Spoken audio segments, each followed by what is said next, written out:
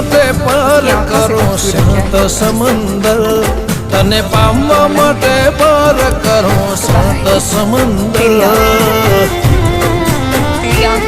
તારા જેવો નહીં પણ મારે તો જ જોવે જીવન ભર.